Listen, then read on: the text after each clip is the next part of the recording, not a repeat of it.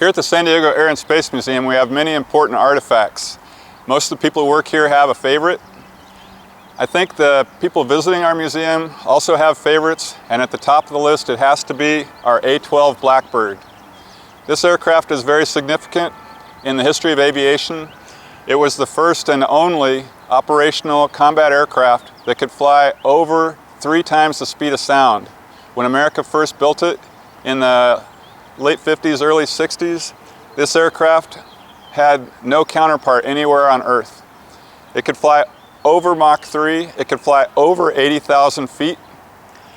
Pretty much, it was untouchable. It was actually higher flying than most of the missiles of the day. Our specific example, this plane right here, flew 217 missions, over 406 flight hours, most of them in contested airspace.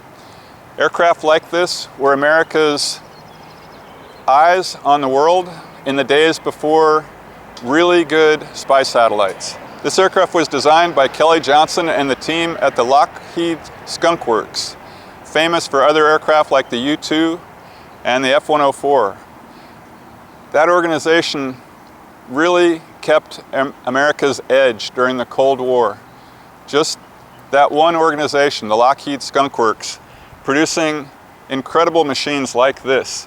It's made out of titanium, a very difficult material to form and to weld.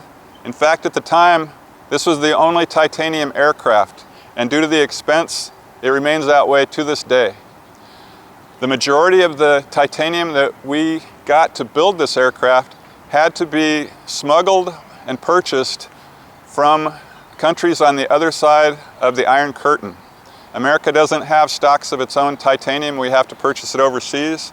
So this is a unique case where a spy plane is built using materials from the nation that's going to be spied on.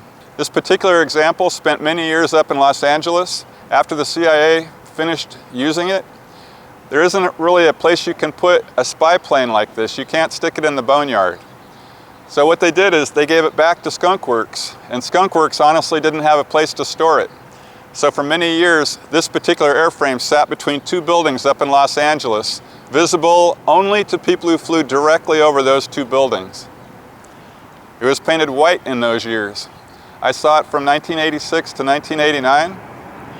I came to work here one day early in the 2000s, and a gentleman was out here with a large truck, and they had brought all the pieces from the different companies here in San Diego that were helping refurbish this machine. They put it back together like a giant model airplane right here and put it up on the sticks. So I've gotten to see this aircraft since the first day they put it up, and from then till today, it's a showstopper. Most of our visitors at least take a moment to stop and enjoy this one aircraft. This is our A-12.